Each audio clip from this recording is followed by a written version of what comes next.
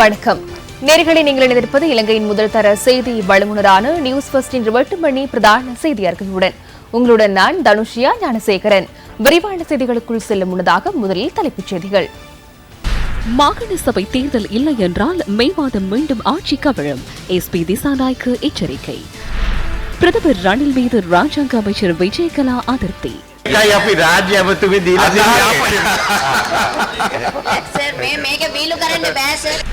திருட்டு வழியில் ஊடக ஒழிப்பு செயற்பாடு.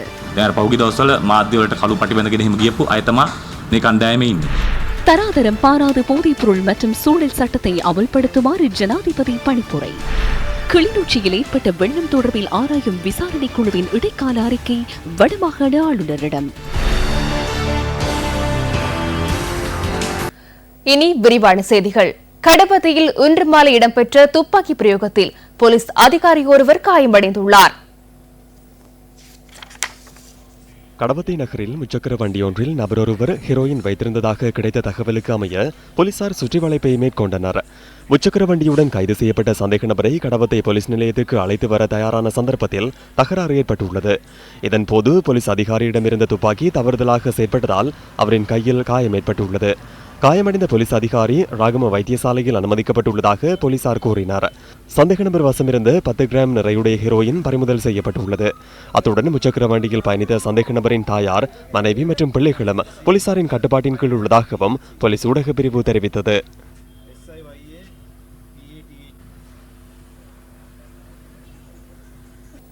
ஊடகங்களை கட்டுப்படுத்துவதற்கு அரசியல் தரப்பு மேற்கொள்ளும் முயற்சி இன்னமும் கைவிடப்பட்டதாக தெரியவில்லை. 2017ஆம் ஆண்டு செய்தி ஊடகத்தர நிர்ணயங்களுக்கான சுயாதீன பேரவை சட்டம் எனும் பெயரில் ஆவணம் ஒன்றை தயாரித்து ஊடகங்களை கட்டுப்படுத்துவதற்கான சட்டங்களை அறிமுகப்படுத்துவதற்கு முயற்சித்த குழு தற்போது வேறொரு வழிமுறையின் கீழ் அந்த இலக்கை அடைவதற்கு முயற்சிக்கின்றது. அது தொடர்பில் இன்று நாம் ஆராய்கின்றோம். அரசு ஊடகங்களை மக்கள் சேவை ஊடக நிறுவனங்களாக மாற்றுவதற்கு என தெரிவித்து கடந்த ஜனவரி மாதம் 31ஆம் திகதி நீதி மற்றும் வெகுசன ஊடக அமைச்சர் மங்கள சமரவீர குழு ஒன்றை நியமித்தார். தனியார் ஊடகங்கள் தொடர்பில் நடவடிக்கை எடுப்பதற்கு முன்பதாக அரசு ஊடக நிறுவனங்களை உண்மையான மக்கள் சேவை ஊடகங்களாக மாற்ற வேண்டும் என இந்த குழுவிற்கான உறுப்பினர்களை நியமித்த போது அமைச்சர் மங்கள சமரவீர கூறியிருந்தார். இந்த குழுவின் தலைவராக விஜயானந்த ஜாவிர நியமிக்கப்பட்டுள்ளார். கலாநிதி பிரதீப் வீரசிங்க, நாலக குணவர்தன, கௌசல்யா பெர்னாண்டோ, பேராசிரியர் ஜெயதேவ் உயான்குடு, அனோமா ராஜ கருணாநாயக்க மற்றும் சட்டத்தரணி சுதர்ஷன் குணவர்தன் ஆகியோரையும் அமைச்சர் மங்கள சமரவீர குறித்த குழுவிற்காக நியமித்திருந்தார். மங்கள சமரவீர வெகுசன ஊடக அமைச்சராக நியமிக்கப்பட்டதன் பின்னர் வெகுசன ஊடகங்களை மறுசீரமைப்பதற்கான தேசிய செயலகம் எனும் பெயரில் அரசு சார்பற்ற நிறுவனம் ஒன்று ஸ்தாபிக்கப்பட்டது. வெகுசன ஊடக நிறுவனங்கள் மற்றும் ஊடகவியலாளர்களுக்கு அபராதம் விதிப்பதற்கும் தண்டனை விதிப்பதற்கும் ஏதுவான சட்டங்களை உள்ளடக்க வேண்டும் என தெரிவித்து சுயாதீன பேரவை சட்டம் எனும் ஆவணத்தை இந்த அரசு சார்பற்ற நிறுவனம் தயாரித்திருந்தது. அரசு ஊடகங்கள் தொடர்பில் ஆராய்வதற்காக நியமிக்கப்பட்ட குழுவின் தலைவரான விஜயானந்த ஜாவிர இந்த அரசு சார்பற்ற நிறுவனம் முன்வைத்த ஆவணத்தையும் தயாரித்திருந்தார். கலாநிதி பிரதீப் வீரசிங்க மற்றும் நாலக குணவர்தன் ஆகிய இருவரும் அரசு சார்பற்ற நிறுவனத்தின் முக்கிய செயற்பாட்டாளர்களாக உள்ளனர். இந்த அரசு சார்பற்ற நிறுவனம் தனித்து செயற்படவில்லை என்பதுடன் அவர்கள் சர்வதேச அரசு சார்பற்ற நிறுவனங்கள் சிலவற்றையும் தொடர்பு படுத்திக் கொண்டு தமது நடவடிக்கைகளை முன்னெடுத்து வருகின்றனர். அண்மையில் ஊடகங்கள் செயற்பட வேண்டிய விதம் தொடர்பில் அழுத்தம் பிரயோகிக்கும் வகையில் ஊடக நிறுவனங்களுக்கு முன்பாக முகங்களை மறைத்துக் கொண்டு அச்சுறுத்தல் விடுத்த அரசு சார்பற்ற நிறுவன குழுவின் முக்கிய செயற்பாட்டாளராக காணப்பட்ட கௌசல்யா பெர்னாண்டோ ஊடகங்கள் தொடர்பில் ஆராய்வதற்காக மங்கள சமரவீர நியமித்த குழுவிலும் அங்கம் வகிக்கின்றார். இந்த குழுவை டாலர்களுக்காக கூச்சலிடும் அரசு சார்பற்ற நிறுவனங்களை வழிநடத்துவதாக அன்று நாம் அம்பலப்படுத்திய விடயம் இன்று உறுதியாகியுள்ளதுடன் அவர்களின் பின்புலத்தில் இருப்பவர்கள் யார் என்பதும் தற்போது வெளிக்கொணரப்பட்டுள்ளது.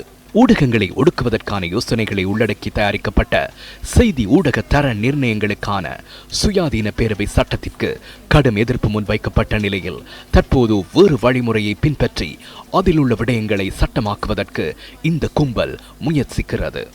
ஊடக நிறுவனங்களுக்கு முன்பாக முகங்களை மறைத்துக் கொண்டு விடுத்த அச்சுறுத்தல்கள் மற்றும் அரசு ஊடக நிறுவனங்கள் தொடர்பில் ஆராய்வதற்காக குழு நியமிக்கப்பட்டமை என்பன வெறும் சம்பவங்கள் அன்றி திட்டமிட்ட வகையில் அரங்கேற்றப்படுகின்ற ஒரு செயற்பாட்டின் அங்கங்களாகும். இதன் பின்னணியில் பெரும் தொகை டாலர்கள் பரிமாற்றப்படுகின்றனவா? இவற்றுடன் தொடர்புபட்டவர்களுக்கு வேறு அனுகூலங்கள் கிடைக்கின்றனவா? ரங்க கலான்சூரிய என்பவர் சில காலம் அரசு செய்தி பணிப்பாளர் நாயகமாக அடையாளப்படுத்திக் கொண்டு பல்வேறு உபாயங்களை பயன்படுத்தி ஊடகங்களை ஒடுக்குவதற்கு முயற்சித்தாலும் அந்த சந்தர்ப்பத்தில் அந்த முயற்சிகள் கைகூடவில்லை.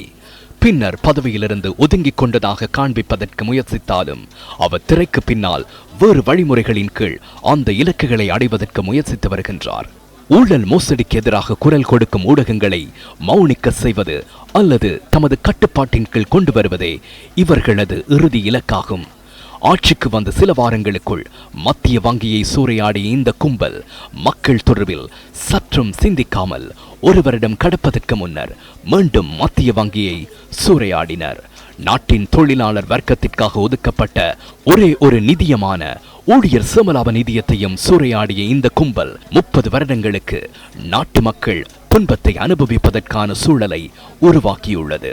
தமது திருட்டுக்கள் மற்றும் மோசடிகளை வெளிக்கொணரும் ஊடக நிறுவனங்களே முறைகள் திருடர்கள் எதிர்வரும் பொது தேர்தலை சந்திப்பதற்குள்ள மிகப்பெரிய சவாலாகும்.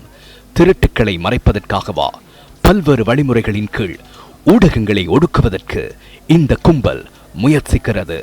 தற்போது ஊடகங்களை ஒடுக்குவதற்கு அல்லது அவற்றின் செயற்பாடுகளை கட்டுப்படுத்துவது தொடர்பில் பல்வேறு நடவடிக்கைகள் முன்னெடுக்கப்படுவதாக தெரிவிக்கப்படுகின்றது. குறிப்பாக இவ்வாறான செயற்பாடுகளுக்கு சர்வதேச நாடுகளின் ஒத்துழைப்புகளுடன் அல்லது அரசு சார்பற்ற நிறுவனங்களின் ஒத்துழைப்புடன் இவ்வாறான நடவடிக்கைகள் முன்னெடுக்கப்படுவதாகவும் தெரிவிக்கப்படுகின்றது. குறிப்பாக இந்த செயற்பாடுகளுக்காக IMS என்றழைக்கக்கூடிய சர்வதேச நிறுவனம் ஒன்றிடமிருந்து இந்த உதவிகள் பெறப்படுவதாக, அதாவது இன்டர்நேஷனல் மீடியா சப்போர்ட் என்ற நிறுவனத்திடமிருந்து இந்த உதவிகள் கிடைக்கப்பெறுவதாக தற்போது தகவல்கள் வெளியாகி இருக்கின்றன. இவர்களுடைய இணையதளத்தை நாங்கள் சென்று பார்வையிடும் சந்தர்ப்பத்தில் இந்த IMS அதாவது இன்டர்நேஷனல் மீடியா சப்போர்ட் என்ற நிறுவனத்தின் இலங்கையின் பிரதிநிதியாக IMS ஸ்ரீலங்கா காணப்படுகின்றது. இதனை வழிநடத்துபவராக பிரதீப் வீரசிங்க காணப்படுவதோடு இலங்கையின் ஏக பிரதிநிதியாக நாலக குணவர்தன செயற்பட்டு வருகின்றார். இவர்களுக்கு இவ்வாறான ஊடக ஒடுக்குமுறை அல்லது ஊடகங்களை நிர்வகிப்பதற்கான இந்த செயற்பாடுகளுக்கு அமெரிக்க டாலர்களை இவர்களுக்கு முதலீடு செய்வது யார் என்ற கேள்வியும் தற்போது எழுந்து நிற்கின்றது. குறிப்பாக தற்போது ஊடகங்களை ஒடுக்குவதற்கு அல்லது ஊடகங்களின் செயற்பாடுகளை கட்டுப்படுத்துவதற்கு முயற்சிக்கப்படும் இந்த சந்தர்ப்பத்தில் ஊடக அமைச்சராக செயற்படக்கூடிய மங்கள சமரவீரவுக்கு பல்வேறுபட்ட நடவடிக்கைகள் அல்லது அவருக்கான கடற்பாடுகள் பல காணப்படுகின்றன. குறிப்பாக இன்னும் ஓரிரு மாதங்களில் நாட்டின் வரவு செலவு திட்டம் சமர்ப்பிக்கப்பட இருக்கின்றது. அதே சந்தர்ப்பத்தில் நாட்டின் பல்வேறுபட்ட பிரச்சனைகளுக்கு நிதி அமைச்சர் என்ற ரீதியில் பல தீர்வுகளை காண வேண்டிய நிர்பந்தம் நிதியமைச்சர் மங்கள சமரவீரவுக்கு காணப்படுகின்றது.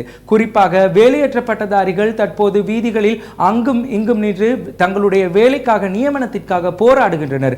இதே சந்தர்ப்பத்தில் அரச ஊழியர்கள் அது மாத்திரமின்றி அரச சார்பற்ற தனியார் நிறுவனங்களின் ஊழியர்கள் தங்களுடைய சம்பள பிரச்சனை உள்ளிட்ட பல்வேறுபட்ட விடயங்களுக்காக போராடி வரும் நிலையில் அவர்களுக்கான தீர்வுகளை வழங்குவதை விடுத்து நிதியமைச்சர் மங்கள சமரவீர இவ்வாறான அரச சார்பற்ற நிறுவனங்களின் ஒத்துழைப்புகளுடன் ஊடகங்களை ஒடுக்குவதற்கு அல்லது அவர்களுடைய செயற்பாடுகளை கட்டுப்படுத்துவதற்கான நடவடிக்கையில் ஈடுபட்டு வருகின்றார். ஆகவே இந்த சந்தர்ப்பத்தில் நிதியமைச்சரும் அதே போல ஊடக அமைச்சருமான மங்கள சமரவீரவுக்கு இந்த சந்தர்ப்பத்தில் ஒரு விடயத்தை நாங்கள் நினைவுபடுத்துகின்றோம். ஊடகங்களை ஒடுக்குவதற்கு அல்லது ஊடக நிறுவனங்களின் செயற்பாடுகளை கட்டுப்படுத்துவதற்கு நீங்கள் முனையும் பட்சத்தில் உங்களுக்கு தாராளமாக இயலும். நாட்டின் ஊடக நிறுவனங்களுக்கென ஒரு சட்டத்திட்டம் காணப்படுகின்றது. அதனை தாராளமாக நீங்கள் அமுல்படுத்த முடியும் என்பதனை இந்த வேளையில் நினைவுபடுத்திக் கொண்டு நாட்டின் சட்டத்தில் காணப்படக்கூடிய தொலைக்காட்சி மற்றும் வானொலிகளுக்கு காணப்படக்கூடிய சட்டங்களை உரிய முறையில் அமுல்படுத்துமாறு நிதி மற்றும் ஊடக அமைச்சர் மங்கள சமரவீரவுக்கு இந்த வேளையில் வேண்டுகோள் விடுக்கின்றோம். கொழும்பில் இன்று நடைபெற்ற ஊடக சந்திப்பில் பாராளுமன்ற உறுப்பினர் நிரோஷன் பிரேமரத்ன இவ்வாறு கருத்து தெரிவித்தார். அண்மையில் கருப்பு பட்டிகளை அணிந்து ஊடகங்களுக்கு சென்றவர்களே இந்த குழுவிலும் இருக்கின்றார்கள். மக்கள் சேவையாக மாற்றுவதாக கூறி அரசு ஊடகங்களை தமது கட்டுப்பாட்டின் கீழ் கொண்டு வருவதற்கு முயற்சிக்கப்படுகின்றமை தெரிகிறது. அரசு ஊடகங்களில் கடந்த காலத்தில் சுயாதீன தொலைக்காட்சி போன்ற நிறுவனங்களில் கோடிக்கணக்கான ரூபாய் தவறாக கையாளப்பட்டமைக்கு எதிராக அதன் ஊழியர்களை குரல் எழுப்பினர். ஏனைய இடங்களிலும் எதிர்ப்புகள் வருகின்றன. மக்கள் சேவையாக மாற்றினால் அரசாங்கத்தின் தேவைக்கேற்ப இவற்றை கட்டுப்படுத்த முடியும். சுயாதீனமாக செயற்படுகின்ற ஊடகங்கள் மீது கை வைப்பதற்கு அரசாங்கம் முயற்சிக்கின்றது. இவர்களால் நியமிக்கப்பட்ட குழுவை நோக்கும் போது மிகப்பெரிய ஊடக ஒடுக்குமுறைக்காக நடவடிக்கை எடுத்தவர்களே அதில் உள்ளார்கள். இவர்களின் பெயர்களை கூறினால் இவர்கள் என்ன செய்துள்ளார்கள் என்பதை நீங்கள் உணரலாம். தம் மீது கை வைக்கும் வரை பார்த்திருப்பதா, அல்லது ஊடக சுதந்திரம் மற்றும் இந்த அரசாங்கம் முன்னெடுக்கும் நடவடிக்கைகளுக்கு எதிராக நேர்மையாக செயற்படுவதா, அல்லது அரசாங்கத்தின் பங்குதாரராக மாறுவதா என்பதை தீர்மானிக்கும் பொறுப்பு ஊடகங்களுக்கு உள்ளது. ஊடகங்களை ஒடுக்குவதற்கு முயற்சித்த அனைத்து சந்தர்ப்பங்களிலும் அரசாங்கங்களுக்கு ஏற்பட்ட நிலைமையை நாம் கண்டுள்ளோம். ஏனைய அரசாங்கங்களுக்கு ஏற்பட்ட அதே நிலை இந்த அரசாங்கத்திற்கும் ஏற்பட போகின்றது. மருதாணி பாலத்திற்கு அருகில் கேரள கஞ்சாவுடன் விபத்துக்குள்ளான ஜீப்பின் உரிமையாளரின் சகோதரர் ஒருவர் கைது செய்யப்பட்டுள்ளார். விபத்தின் பின்னர் வாகனத்தை செலுத்திய நபர் தப்பிச் சென்றுள்ளதாக போலீசார் கூறினர். இன்று அதிகாலை இந்த இடத்தில் தான் விபத்து ஒன்று நடக்கின்றது.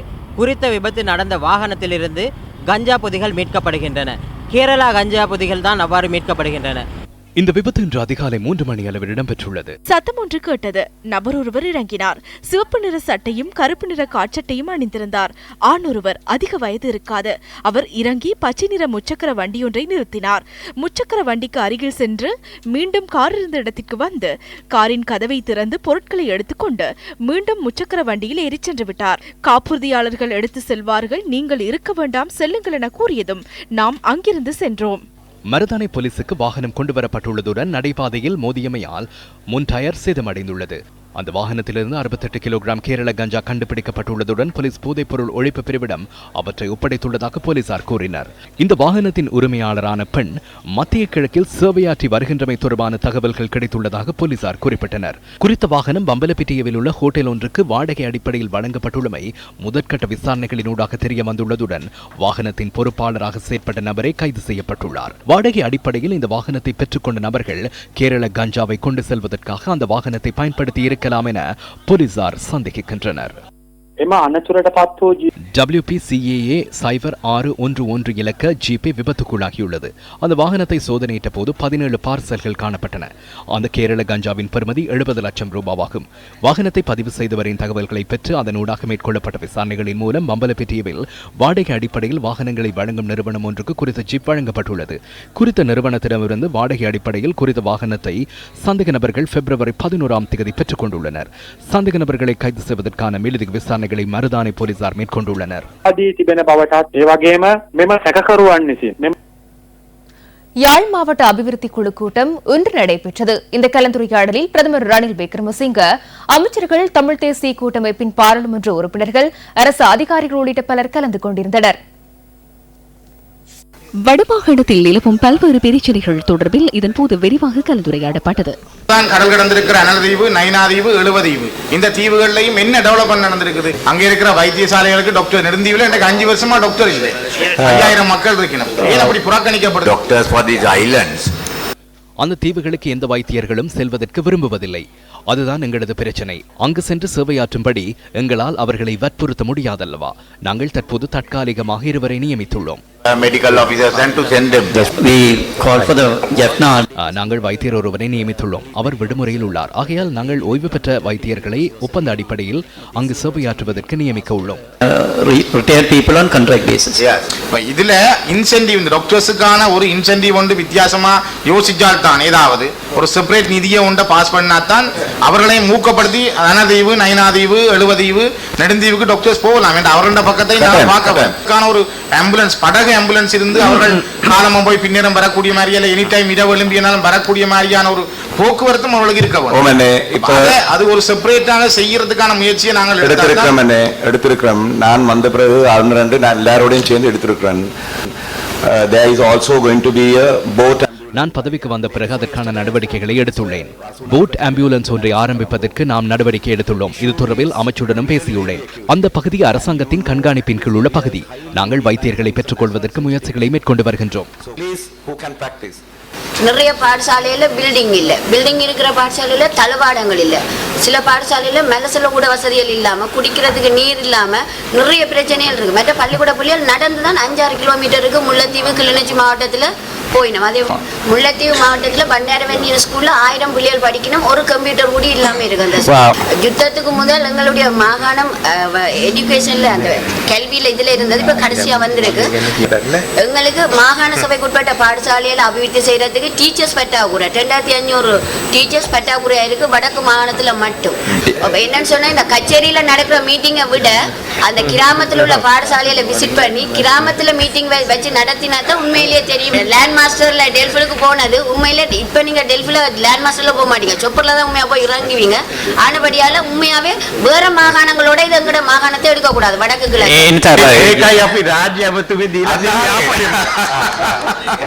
सर मैं मेके बीलू करंट बैसर एक अभी तैरतमट विश्वासिंग වැඩ කරන්න ඕනේ. අතමට এডুকেෂන් වයිස් තමයි යන්න ඕනේ සර්.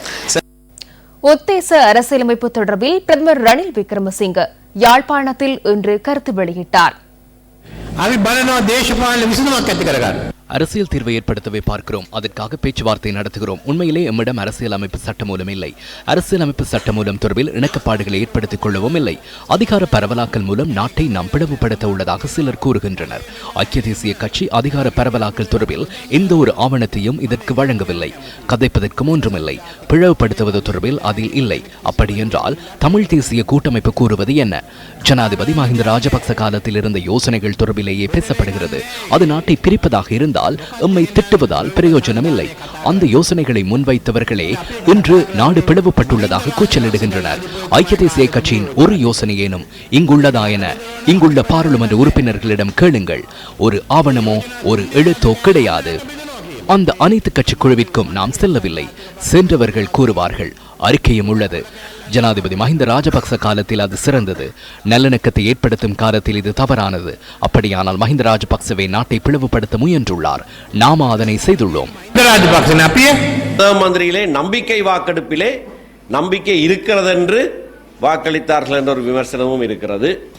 அத்தோடு அப்படியான ஆதரவை கொடுக்கிற போது பல விடயங்கள் சம்பந்தமாக நாங்கள் பேசியிருந்தோம். நேற்றைய தினம் வந்த வரைவும் அதிலே ஒரு விடயம் எங்களுடைய பிரதேசங்களுடைய மீளெழுச்சி சம்பந்தமாக நாங்கள் அது மிக உயர்ந்த ஸ்தானத்தில் இருந்து கையாளப்பட வேண்டியது என்று சொல்லியிருந்தோம். ஆனபடினாலே தான் வடக்கு கிழக்கு அபிவிருத்திக்கான அமைச்சு பிரதம மந்திரியுடைய கையிலே கொடுக்கப்பட்டிருக்கிறது முதல் தடவையாக. அது இப்பொழுது வடக்கு அமைச்சு வடக்கு அபிவிருத்தி என்று பெயர் குறிப்பிடப்பட்டிருந்தாலும் அதனுடைய பெயர் வெகு விரைவிலே மாற்றப்படும் என்று எங்களுக்கு சொல்லப்பட்டிருக்கிறது. வடகிழக்கு அபிவிருத்தி அந்த அமைச்சு பிரதம மந்திரியுடைய கையிலே கொடுக்கப்படுவதற்கான காரணம் அவருடைய தலைமையின் கீழே தமிழ் தேசிய கூட்டமைப்பினுடைய அரசியல் பிரதிநிதிகளும் பங்கு பெற்றி அந்த விடயத்தை நாங்கள் துரிதமாக முன்னேற்ற வேண்டும் என்று நாங்கள் சில இணக்கப்பாடுகளுக்கு வந்திருக்கிறோம். அதனுடைய தொடர்ச்சியாக நேற்றைய தினமும் தமிழ் தேசிய கூட்டமைப்புடைய பாராளுமன்ற உறுப்பினர்கள் அனைவரும் பிரதம மந்திரியோடு ஒரு பேச்சுவார்த்தை நடத்தியிருந்தோம். அனுராதபுரம் மாவட்டத்திற்கான சுற்றாடல் மாநாடு ஜனாதிபதி மைத்ரிபால சிறிசேன தலைமையில் சல்காது விளையாட்டரங்கில் இன்று முற்பகல் நடைபெற்றது. சுற்றாடலை பாதுகாப்போம் தேசிய வேலை திட்டத்தை சமூகமயமாக்குவதற்காக இந்த மாநாடு ஏற்பாடு செய்யப்பட்டுள்ளது. மாவட்டத்தில் அடையாளம் காணப்பட்ட சுற்றாடல் பிரச்சினைகள் மற்றும் அவற்றுக்கு பெற்றுக் கொடுக்கக்கூடிய தீர்வுகள் அடங்கிய அறிக்கையை ஜனாதிபதியிடம் அனுராதபுரம் மாவட்ட செயலாளர் வழங்கி வைத்தார். பாடசாலை மாணவர்களுக்கு பழமரங்களை பகிர்ந்தளித்தல், முறையற்ற விதத்தில் முன்னெடுக்கப்படும் கழிவகற்றல் செயற்பாடுகளை தவிர்க்கும் செயற்திட்டத்துக்கான கொள்கைகளை வழங்குதல், 5000 நீர்த்தாங்கிகளை விநியோகித்தல் உள்ளிட்ட பல செயற்பாடுகள் இந்த மாநாட்டில் நடைபெற்றது. අපේ ජනාධිපති ආරක්ෂකාංශයේම පොලිස් නිලධාරි මහත්මයෙක් අනුරාධපුරයේ අත්අඩංගුවට අරගෙන තිබුණා. ஜனாதிபதி பாதுகாப்பு பிரிவில் உள்ள ஒருவர் போலீஸ் உத்தியோகத்தர் ஒருவர் 5.5 கிலோகிராம் கஞ்சாவுடன் அனுராதபுரத்தில் வைத்து நொச்சியாகம போலீசாரால் கைது செய்யப்பட்டுள்ளதாக நேற்று முன்தினம் நான் கேள்விப்பட்டேன். ஜனாதிபதி பாதுகாப்பு பிரிவினர் வீதியில் செல்லும் போது வாகனத்தை போலீசார் நிறுத்தும் போது தமது அடையாள அட்டையை காண்பித்தவுடன் எவ்வித பரிசோதனையுமின்றி அவர்களை விட்டு விடுவார்கள். வாகனங்களையும் சோதனையிட மாட்டார்கள். எனினும் நேற்று முன்தினம் அனுராதபுரத்தில் வைத்து ஜனாதிபதி பாதுகாப்பு பிரிவின் உப போலீஸ் இன்ஸ்பெக்டர் ஒருவரே கைது செய்யப்பட்டுள்ளார். இதன் காரணமாகவே தகைமை, பதவி என்பவற்றை கருத்தில் கொள்ள வேண்டாம். புதுப்பொருள் ஒழிப்பு, சூழல் பாதுகாப்பு என்பன யாரேனும் ஒருவரால் வீணடிக்கப்படும் போது சட்டம் கடுமையாக நடைமுறைப்படுத்தப்பட வேண்டும். சில நாடுகளில் மரங்களை வெட்டுவதற்கு பயன்படுத்தப்படும் இலத்திரனியல் அறிவாள்களுக்கு தடை விதிக்கப்பட்டுள்ளது. அந்த நாடுகளுக்கு அவற்றை கொண்டு செல்லவும் முடியாது, நாட்டில் அவற்றை தயாரிக்கவும் இயலாது. எனினும் நமது நாட்டில் எந்த ஒரு அரசாங்கத்தினாலும் எந்த ஒரு சந்தர்ப்பத்திலும் இது குறித்து கவனம் செலுத்துவதில்லை. ஆகவே நான் நினைக்கிறேன் நாட்டிற்கு இவற்றை கொள்வனவு செய்கின்றனர், எனினும் தயாரிப்பதில்லை என எண்ணுகிறேன். நாட்டிற்கு இந்த இயந்திரங்களை இறக்குமதி செய்யும் நிறுவனங்களுடன் கலந்துரையாடுவதற்கு அவர்களுக்கு அழைப்பு விடுக்கப்பட்டுள்ளது. இவற்றை இறக்குமதி செய்வதை முழுமையாக கட்டுப்படுத்த கலந்துரையாடப்படும். இல்லை என்றால் மரங்களை நட எங்களால் முடியாமல் போய்விடும். இன்று மாலை வரலாற்று சிறப்புமிக்க ஜெயசிரி மகாபோதிக்கு சென்ற ஜனாதிபதி அங்கு வழிபாடுகளில் ஈடுபட்டதுடன் அட்டமஸ்தானாதிபதி பல்லிகம ஸ்ரீனிவாச தேரரையும் சந்தித்து ஆசி பெற்றார். உங்களின் கருத்துக்களை எமக்கு அனுப்புங்கள். feedback@newsfirst.lk, twitter.com/newsfirst.sl, instagram.com/newsfirst.lk. மேலதிக தகவல்களுக்காக newsfirst.lk மற்றும் facebook.com/newsfirstsl. ஹாட்லைன் 0114 896 896. கிளிநொச்சியில் கடந்த வருடம் இறுதியில் ஏற்பட்ட வெள்ளம் தொடர்பில் ஆராய்வதற்கு வடமாகாண ஆளுநரினால் நியமிக்கப்பட்ட புதிய விசாரணை குழுவின் இடைக்கால அறிக்கை சமர்ப்பிக்கப்பட்டுள்ளது. வடமாகாண ஆளுநர் கலாநிதி சுரேன் ராகவனிடம் இந்த இடைக்கால அறிக்கை சமர்ப்பிக்கப்பட்டுள்ளதாக ஆளுநரின் செயலாளர் குறிப்பிட்டார். இதேவேளை விசாரணை குழுவின் இறுதி அறிக்கை சமர்ப்பிக்க மேலும் 2 வாரங்கள் கால அவகாசம் காணப்படுவதாகவும் அவர் கூறினார். இரணைமடு குளத்தின் வான்கதவுகள் திறக்கப்பட்டமை உள்ளிட்ட பல விடயங்கள் குறித்து விசாரணை அதிகாரிகளினால் கிளிநொச்சி மாவட்டத்தின் சில பகுதிகளில் ஆய்வுகள் முன்னெடுக்கப்பட்டு இடைக்கால அறிக்கை தயார் செய்யப்பட்டுள்ளது. கிளிநொச்சியில் அண்மையில் ஏற்பட்ட வெள்ளம் தொடர்பில் ஆராய்வதற்கு வடமாகாண ஆளுநர் கலாநிதி சுரேன் ராகவனால் கடந்த ஜனவரி மாதம் 10ஆம் தேதி விசாரணை குழு நியமிக்கப்பட்டது. அன்றிலிருந்து 21 நாட்களுக்குள் விசாரணை அறிக்கை சமர்ப்பிக்கப்பட வேண்டும் எனவும் கோரப்பட்டது. இந்த விசாரணை குழுவின் பணிகள் கடந்த மாதம் 23ஆம் தேதி ஆரம்பிக்கப்பட்டமை குறிப்பிடத்தக்கது. ஹங்கம் ஹட்டன ஆவண திரைப்படம் நேற்று வெளியிட்டு வைக்கப்பட்டது. திரைப்படத்தின் விசேட காட்சி நேற்று தேசிய திரைப்பட கூட்டத்தாபன தரங்கணி திரையரங்கில் திரையிடப்பட்டது.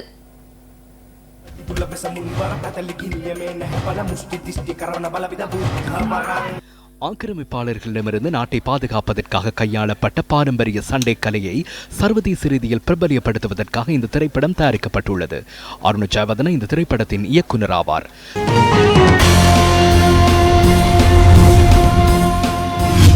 சிரச காட் டேலண்ட் சாம்பியன் வென்ற அஜந்த மஹந்த ஆராய்ச்சி உள்ளிட்ட இலங்கை விமானப்படையின் குழுவினர் இந்த திரைப்படத்தில் நடித்துள்ளனர். அஜந்த மஹந்த ஆராய்ச்சி அங்கமபுர கலையில் வளர்ச்சி கண்ட விதத்தை பிரதிபலிக்கும் வகையில் இந்த திரைப்படம் தயாரிக்கப்பட்டுள்ளது. திரைப்படத்தை வெளியிட்டு வைக்கும் நிகழ்வில் பிரதம அதிதியாக அமைச்சர் சஜித் பிரேமதாச கலந்து கொண்டார். புத்தளம் அருவக்காடு கழிப்பகற்றல் திட்டத்திற்கு எதிர்ப்பு தெரிவித்து இன்று 2வது நாளாகவும் புத்தளத்தில் கருப்பு தினம் அனுஷ்டிக்கப்பட்டது. கழிவகற்றல் திட்டத்திற்கு எதிர்ப்பு தெரிவித்து புத்தளம் கொழும்பு முகத்திடலில் இன்று மாலை சர்வமத பிரார்த்தனை நடைபெற்றது. இந்த திட்டம் கைவிடப்பட வேண்டும் என்பதற்காக புத்தளம் மாவட்ட முஸ்லிம்கள் இன்று நோன்பு நோற்று கொழும்பு முகத்திடலில் இஃப்தார் நிகழ்வு நடைபெற்றது. இதேவேளை புத்தளம் நகரில் உள்ள வர்த்தக நிலையங்கள், வீடுகள் மற்றும் வாகனங்களில் கருப்பு கொடிகள் பறக்க விடப்பட்டுள்ளன. நேற்று ஆரம்பமான கருப்பு தின அனுஷ்டிப்பு நாளை வரை முன்னெடுக்கப்பட உள்ளது. சக்தி ஜூனியர் சூப்பர் ஸ்டார் இறுதி சுற்றுக்கு தெரிவாகியுள்ள போட்டியாளர்கள் இன்று நியூஸ் ஃபர்ஸ்ட் செய்தி அறையை பார்வையிட்டனர். சக்தி ஜூனியர் சூப்பர் ஸ்டார் இறுதி சுற்றுக்கு தெரிவாகியுள்ள போட்டியாளர்கள் அனைவரும் நியூஸ் ஃபர்ஸ்ட் தலைமையகத்துக்கு இன்று முற்பகல் வருகை தந்தனர். செய்தி அறிக்கையிடும் முறை, தயாரிப்பு முறை என்பன குறித்து இதன் போது இவர்களுக்கு தெளிவூட்டப்பட்டது. இதனைத் தொடர்ந்து ஜூனியர் சூப்பர் ஸ்டார் இறுதி சுற்று போட்டியாளர்கள் தமது திறமைகளை வெளிக்காட்டினர்.